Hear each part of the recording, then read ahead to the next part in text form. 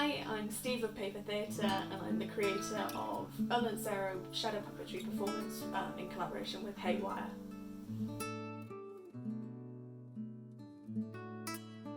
Things that really inspired me when I was making this piece was the history behind the story. I was really intrigued by the fact that Olentzero originally was the last of the giants living in the mountains and wasn't quite the humble, kind man that we see in the story today. Artists that have really inspired me when I've been working on this are illustrators such as Maurice Sendak, illustrator of Where the Wild Things Are, and Olentzero, who does a lot of paper cut illustrations himself for stories such as the Brothers Grimm tales. These stories also have this sort of sense of being largely for children, but they have a sort of twist of the macabre in them, and that's really well fitted to this story, which has the same history. Whilst now it might be a lovely, comforting, festive story, it does have a slightly different history that I just wanted to trickle through.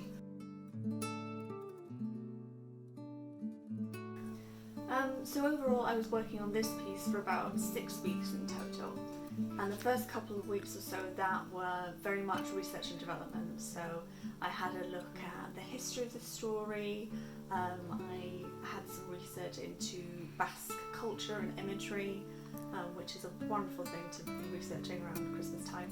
I had a look into some artists who I might want to take inspiration from.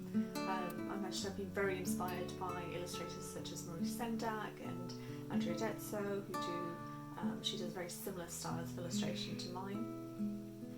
After that I moved on to the storyboarding stage, which is when I break down the story I've been given into key moments, and I'll map those out on a storyboard and draw what I think would be a really good visual representation of what's happening in that moment.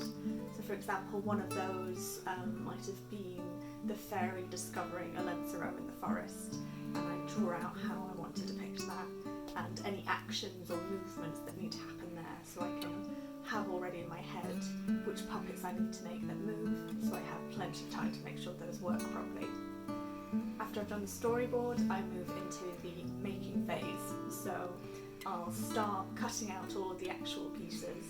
I sort of split that up into doing scenery pieces, which are all done in a standard template size, and I make sure that there's plenty of space for the characters to move around in the scenery as well. And then I'll also make static puppets which don't have any moving parts, and I'll make animated puppets, so these might have one or more moving parts. They're a bit more difficult to make, so I make sure I have set aside time to actually make those. And then once everything is made, we move into actually filming the piece. This time I did something a little bit different, where I filmed sort of moments at a time, and then I lined them up with the audio background that I'd already been given, and worked out what I had already and where I had missing gaps. The trick with shadow puppetry is often there's a lot of detail in the story that's being told in the audio narration, which can be very hard to depict visually. So I might get all sorts of things that are really difficult to show, and I have to figure out how can I represent that either as closely as I can, or I might choose to do something that's more of an artistic representation of that if it's really complicated to show otherwise.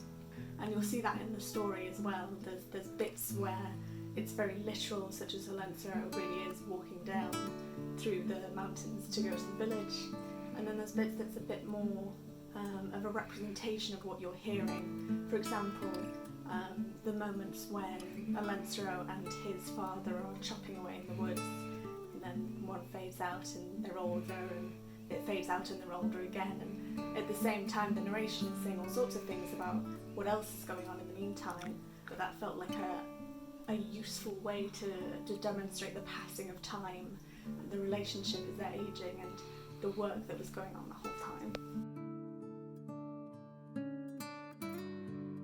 The design choices for this piece were really interesting. I've done something a little different to what I've done before. In particular, you'll notice the puppets have eyes this time, which was a surprising transformation of the entire look and feel of the piece. If you look at any of my previous work, the puppets don't have any cut-out features on their faces, they're just silhouettes. That was really useful for the style and feel of pieces I've done before, but for this piece I wanted it to have a different feel and really reach out and be quite lifelike. In Olentzero work, her pieces are very stylized. They have cut out eyes and mouths, and whilst it might be depicting stories such as The Princess and the Frog, it can be surrounded at the same time by dark woods. I really liked that style and feel, and particularly from my research into the history of the story of Olentzero, I was interested to bring through the same sort of sense of this might be a wonderful festive story, but at the same time this is originally a story about a giant living in the mountains who decided to help people.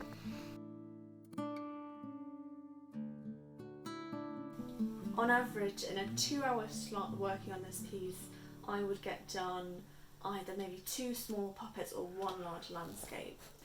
It can also depend on the kind of piece I'm cutting out. So some pieces can have very big, smooth lines and be really quick to cut out, and then other pieces have very intricate bits and lots of details. And it can also just take time trying to focus on which bits need to be removed and which bits have to stay so it doesn't all fall apart. A piece that was a particular challenge this time around was doing the log cabin. That's got lots of straight lines that are all very narrow. I had to make sure that I was always cutting out the right bit so it still would look like a log cabin without tearing anything as I was pulling along on the knife. It was also interesting this time playing around with different lighting setups. So you'll notice most of the time there's just one steady light on, but we also had to play this time with occasionally we used a candle to light the scenery. This is a lot more traditional actually. Shadow puppetry originates from both China and Indonesia and will usually be lit by a lamp or a candle of some sort, and it gives a much more flickering effect which can help to animate the puppets a lot more.